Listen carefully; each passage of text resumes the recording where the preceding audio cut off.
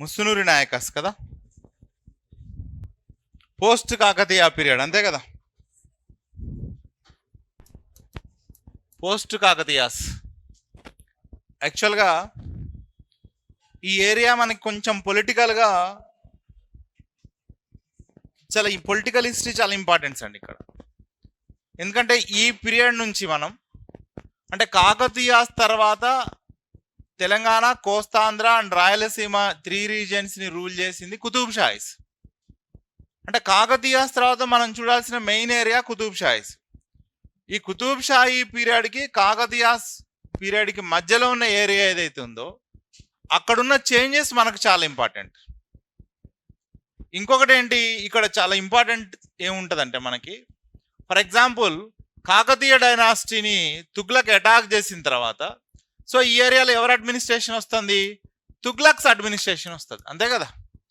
So Tughlaq Muhammad bin Tughlaq ఎప్పుడైతే వరంగల్ ఫోర్ట్ని ఆక్రమించిండు, అంతకన్నా ముందు దేని అటాక్ చేసిండండి, Devagiri and complete South India and Deccan ఇప్పుడు ఎవరి హ్యాండ్ ఓవర్లోకి పోయింది, తుగ్లక్స్ దగ్గర పోయింది అంతే కదా. సో తుగ్లక్స్ దగ్గర పోయిన తర్వాత తుగ్లక్స్ ఇక్కడ పోయిన తర్వాత ఏమయ్యారు, వీక్ అయ్యారు బాగా. తుగ్లక్స్ వీక్ అయిన తర్వాత ఎవరైతే తుగ్లక్స్కి ఫిడేటరీస్గా ఉన్నారో వాళ్ళు ఇండియా వైడ్గా ఇండిపెండెన్స్ డిక్లేర్ చేసుకుంటారు. ఇట్లా ఇండిపెండెన్స్ డిక్లేర్ చేసుకున్నప్పుడు తెలంగాణలో కాకతీయాస్ దగ్గర ఎవరైతే నాయంకరాస్ ఉన్నారో ఈ నాయంకరాస్ ఇండిపెండెన్స్ డిక్లేర్ చేసుకుంటారు. తుగ్లక్స్ దగ్గర ఉన్న బహమనీస్ ఇండిపెండెన్స్ డిక్లేర్ చేసుకుంటారు. క్లియర్. సో తుగ్లక్స్ దగ్గర నుంచి ఇంకొక కింగ్డమ్ ఏమొస్తుంది, విజయనగర డైనాసిటీ వస్తుంది. బాగా గుర్తుపెట్టుకోండి, ఐడియా కోసం డిస్కస్ చేస్తాను, కొంచెం ఓపిక అవసరం ఇక్కడ. సో పోస్ట్ కాకతీయ పీరియడ్లో తెలంగాణ రీజియన్లో ముసునూరి నాయకాస్, నెక్స్ట్ ఎవరు వస్తున్నారండి, పద్మనాయకాస్, నెక్స్ట్ ఎవరున్నారు, ఎస్ రెడ్డి డైనాసిటీ వస్తుంది. సౌత్లో ఎవరున్నారు, విజయనగర డైనాసిటీ ఉంది. క్లియర్. డెక్కన్లో ఎవరు రైజ్ అవుతారు, అప్పుడే బహమనీస్ రైజ్ అవుతారు. సో ఈ బహమనీస్కి విజయనగర డైనాసిటీకి మధ్యలో కాన్ఫ్లిక్ట్స్ ఉంటాయి.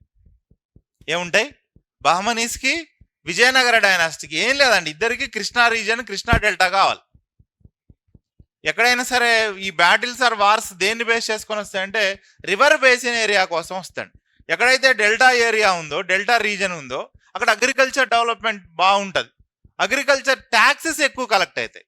సో కాబట్టి కృష్ణా రీజియన్ మీద గ్రిప్ కోసం ఎవరెవరు గొడవ పడుతున్నారు ఇక్కడ, బహమనీస్ వర్సెస్ విజయనగర డైనాసిటీ. ఈ బహమనీ విజయనగర డైనాసిటీ స్టార్ట్ అవుతున్నప్పుడు ఈ ఏరియాలో ఏ కింగ్డమ్ కనిపిస్తుంది, ముసునూరి నాయక కనిపిస్తారండి. సో ముసునూరి నాయక పీరియడ్ ఇక్కడ రన్ అవుతున్నప్పుడే ఇక్కడ Bahmanis and Vijayanagara dynasties establish అవుతాయి. నెంబర్ 1 పాయింట్. సో ఈ బహమనీస్కి కానీ విజయనగర డైనాసిటీకి కానీ ముసునూరి నాయకాస్ ఎవరికి సపోర్ట్ చేస్తే వాళ్ళు గెలుస్తూ ఉంటారు. అర్థమవుతుంది కదా. ఇప్పుడు మీరు బహమనీస్, వీళ్ళు విజయనగర డైనాసిటీ, మధ్యలో ముసునూరి నాయక ఉన్నా. క్లియర్. నేను మీకు సపోర్ట్ చేస్తే మీరు గెలుస్తారు, వాళ్ళకి సపోర్ట్ చేస్తే వాళ్ళు గెలుస్తారు. సో నేను అటు ఇటు గేమ్ ఆడుతూ ఉంటానండి. సో ఈ పీరియడ్లో బహమనీస్ చాలా వరకు ఆక్యుపై చేస్తారు. ముసునూరి నాయక పీరియడ్లో ముసునూరి నాయకాస్ భద్రాచలం, రేకపల్లి ఏరియా స్టార్ట్ చేసి వరంగల్ని ఆక్యుపై చేస్తారు. సో వరంగల్ టు గోల్కొండ దాకా వీళ్ళ అడ్మినిస్ట్రేషన్ ఉంటుందండి. సో ఎప్పుడైతే ముసునూరి నాయకాకి బహమనీస్కి ఇష్యూ అవుతుందో గోల్కొండని ముసునూరి నాయకాస్ ఎవరికి ఇస్తున్నారు, ఇక్కడ బహమనీస్ ఇస్తున్నారు. నెక్స్ట్ బహమనీస్కి ఫిడేటరీగా ఎవరు రాబోతున్నారు, ఇక్కడ గోల్కొండ కుతుబ్ షాహీస్ వస్తున్నారు. అంటే గోల్కొండ రీజియన్ ఎవరి దగ్గర నుంచి ఎవరి దగ్గరికి వెళ్తుంది, ముసునూరి నాయకాస్ నుంచి బహమనీస్, బహమనీస్ దగ్గర నుంచి ఒక సపరేట్ కింగ్డమ్ ఫామ్ అవుతుందండి. అందుకనే ముసునూరి నాయకాస్కి కొంచెం పొలిటికల్ ఇంపార్టెన్స్ ఉంది, నెంబర్ 1. నెంబర్ 2, ముసునూరి నాయకాకి సంబంధించి ఇంకో పొలిటికల్ ఇంపార్టెన్స్ ఏంటి అంటే వరంగల్ని ఆక్యుపై చేసిన తుగ్లక్ ఎవరిని గవర్నర్ని పెట్టిండు, మాలిక్ మక్బుల్ని పెట్టిండు. ఇప్పుడు మాలిక్ మక్బుల్ నుంచి వరంగల్ని తిరిగి తీసుకున్నది ఒక హిందూ ఎవరైనా ఉంటే ఎవరది, ముసునూరి నాయకాస్. ఈ ముసునూరి నాయకాసు వేదిక్ రిలీజియన్ని మళ్ళీ రీస్టార్ట్ చేస్తారండి.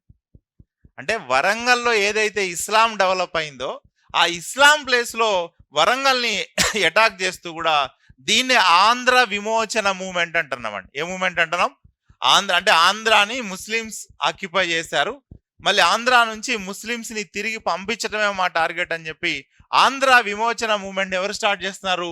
ముసునూరి నాయకాస్ స్టార్ట్ చేస్తానండి. ఓకేనా? సో ఈ ముసునూరి నాయకాస్ ఫస్ట్ స్టార్ట్ అవుతారు. ముసునూరి నాయక పీరియడ్ లో బహమనీస్ ఎస్టాబ్లిష్ అవుతారు. అట్ ది సేమ్ టైం ఎవరు వస్తానండి? విజయనగరాస్. సో వీటితో పాటు ముసునూరి నాయక పీరియడ్ లో పద్మనాయకాస్ కూడా డెవలప్ అవుతారు. సో ఈ పద్మనాయకాస్ స్టార్టింగ్ లో ముసునూరి నాయకాస్ కి సపోర్ట్ గా ఉంటారు.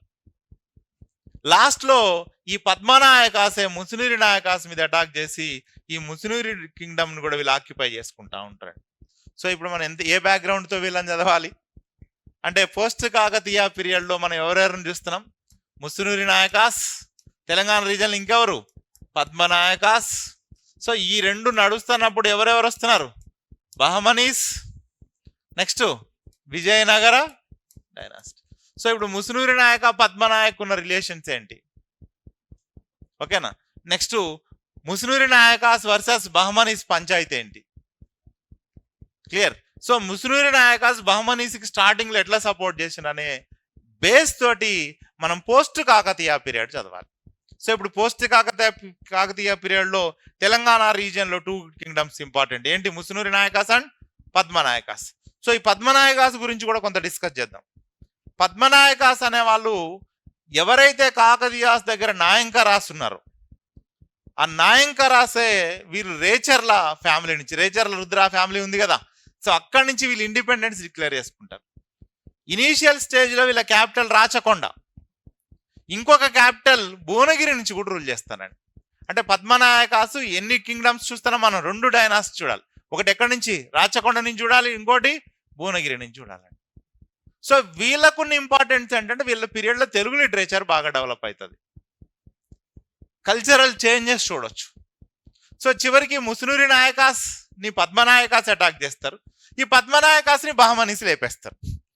ఈ బహమనీస్ లేపిన తర్వాత తెలంగాణ రీజన్ ఇప్పుడు ఎవరు రూల్ చేయబోతారు? బహమనీస్ రూల్ చేస్తారు. సో ఈ బహమనీస్ 1500 పీరియడ్ వచ్చేటప్పటికి బహమనీస్ కింగ్డమ్ లో సున్నీస్ కి షియాస్ కి మధ్యలో ఇంటర్నల్ డిస్ప్యూట్ స్టార్ట్ అవుతుంది. సున్నీ వర్సెస్ షియాస్. మీరు అక్కడ బహమనీస్ చదివి ఉంటే అక్కడ మహమ్మద్ గవాన్ అని ఒకడు ఉంటాడు. మహమ్మద్ గవాన్ అని ఒక నాన్ లోకల్కి ప్రయారిటీ ఇవ్వడం తోటి అక్కడ లోకల్స్ తిరుగుబాటు చేస్తే గవాన్ని హ్యాంగ్ చేస్తాడు అక్కడ కింగ్. దాంతో బహమనీ డైనాసిటీ 5 పార్ట్స్ గా స్ప్లిట్ అయింది. ఆ 5 పార్ట్స్ లో గోల్కొండ నుంచి వచ్చే ఒక స్ప్లిట్ ఒక చీలికే ఎవరు? కుతుబ్ షాయిస్. సో కాబట్టి మనకి బ్యాక్ డ్రాప్ అంతా తెలిస్తే ఈ ఏరియాని మనం ఈజీగా ఫోకస్ పెట్టుకొని పోవచ్చు. సో ఇప్పుడు పోస్ట్ కాకతీయ పీరియడ్ లో ముసునూరి నాయక, పద్మనాయక. ఆంధ్రాలో రెడ్డి డైనాసిటీ, మనం రెడ్డి డైనాసిటీ జోలికి పోవట్లేదు. నెక్స్ట్ వచ్చినప్పటికీ సౌత్ లో ఎవరు వస్తున్నారు? Vijayanagara dynasty 1336 Vijayanagara dynasty. 1347 డెక్కన్ లో ఎవరు వస్తున్నారు? బహమనీస్ వస్తున్నారండి. సో ఈ బహమనీస్ రైజ్ అవుతున్నప్పుడు, విజయనగర స్టార్ట్ అవుతున్నప్పుడు తెలంగాణ రీజియన్ లో ఉన్న కింగ్స్ ఎవరంటే ముసునూరి నాయకాస్. ఈ బ్యాక్ డ్రాప్ తోటి మనం ఈ ఏరియాని చదవాలి. క్లారిటీ వస్తుంది కదా? హిస్టరీ ఎంత ఏం చదువుకోవచ్చు, లింకేజ్ చాలా ఇంపార్టెంట్ అని నేను ఫస్ట్ డే నుంచి డిస్కస్ చేస్తానండి. ఓకే, సో ఈ ముసునూరి నాయకాకి సంబంధించినంత వరకు ఇంపార్టెన్స్ ఏంటి అంటే, సో మన అదృష్టం ఏంటంటే ఇద్దరే కింగ్స్, మీరు పెద్ద టెన్షన్ పడాల్సిన పని లేదు. ఇద్దరు కింగ్స్ లో నెంబర్ 1 ప్రోలయ నాయక, ఓకేనా, ముసునూరి నాయకాస్. కమ్మ అండి, వీళ్ళు కమ్మ కమ్యూనిటీ నుంచి వస్తున్నారు. ముసునూరి నాయకాస్ లో ఒకటి ప్రోలయ, రెండో వాడు కాపయ. పేర్లు బాగాలేదా? మీకన్నా ప్రాబ్లం ఉంటే నేను ఏం చేయలేను. ప్రోలయ నాయక, కాపయ నాయక. సో ఇక్కడ ప్రోలయ ఎక్కడ పరిచయం ఉందా? ఒక ఇన్స్క్రిప్షన్ ఇష్యూ చేసిండు. ఏ ఇన్స్క్రిప్షన్? విలాస కాపర్ ఇన్స్క్రిప్షన్. విలాస కాపర్ ఇన్స్క్రిప్షన్ మనకి ఏం ఎక్స్ప్లెయిన్ చేస్తుంది? రుద్రమదేవి కాదు, ప్రతాపరుద్ర II మీద ఎవరు ఇస్లామిక్ అటాక్స్ ఎక్స్ప్లెయిన్ చేస్తూ, ప్రతాపరుద్ర II నర్మదా రివర్ లో దూకి సూసైడ్ చేసుకుని ఎక్స్ప్లెయిన్ చేసేది ఏంటి? విలాస కాపర్ ఇన్స్క్రిప్షన్. ఇది కాకుండా కాపాయ నాయక పోలవరం ఇన్స్క్రిప్షన్ వేస్తారండి. సో యాక్చువల్గా వీళ్ళు ముసునూరి కాపయకి సంబంధించిన ఇంపార్టెన్స్ ఏంటి అంటే, కాపయ వరంగల్ని ఆక్యుపై చేస్తున్నాడు, భీమవరం బ్యాటిల్ చేస్తాడు రేచర్లతో, రేచర్ల పద్మనాయక అందులో చనిపోతాడు. సో ఇద్దరే మనకి importance. ఎవడెవడు? Prolaya and Kapaya. So వీళ్ళకి సంబంధించిన ఇంపార్టెన్స్ ఏంటి అంటే వీళ్ళు కొంచెం తెలుగు లిటరేచర్ డెవలప్ చేస్తున్నారు. మడికి సింగన వీళ్ళ పీరియడ్లో కనిపిస్తాడు మనకి. ఎవరైనా మడికి సింగన పద్మ పురాణం మనకు బుక్ రాస్తాడు. లిటరేచర్ పాయింట్ ఆఫ్ వ్యూలో కొంత ఇంపార్టెన్స్ కనిపిస్తుంది. ఇంకొకటి ఏంటంటే ఈ ప్రోలయ కాపయ ఏం చేస్తానంటే ఆంధ్ర విమోచన మూమెంట్ స్టార్ట్ చేస్తానండి. ఆంధ్ర విమోచన మూమెంట్ స్టార్ట్ చేసి ఏం చేస్తారు అంటే ఎవరైతే హిందూ కింగ్స్ ఉన్నారో, అప్పటికే మనకి 77 నాయంకరాస్ అనుకున్నాం కదా, ఈ 77 నాయంకరాస్ ఎక్కడికక్కడ ఇండిపెండెన్స్ గా డిక్లేర్ చేసుకొని రూల్ చేయడానికి ట్రై చేస్తాను. జస్ట్ మాలిక్ మక్బుల్ గాడు ఎక్కడి నుంచి ఉన్నాడు? వరంగల్లో మాత్రమే ఉన్నాడు. ఎక్కడా కూడా మాలిక్ మక్బుల్కి సపోర్ట్ లేదు ఫిడేటరీస్ నుంచి. ఈ పీరియడ్లో ఈ 77 కింగ్డమ్స్లో ఉన్న ఇంపార్టెంట్ కింగ్స్ అందరినీ కలిపి వీడు ఆంధ్ర దేశాధీశ్వర, ఆంధ్ర సురత్రన, ఆంధ్ర సుల్తాన్ అని టైటిల్ తీసుకొని వీళ్ళందరినీ ఆక్యుపై చేసి వీళ్ళందరినీ కలిపి వరంగల్ని అటాక్ చేస్తారు. ఎవరు చేస్తారు? ముసునూరి నాయకాస్ చేస్తారు.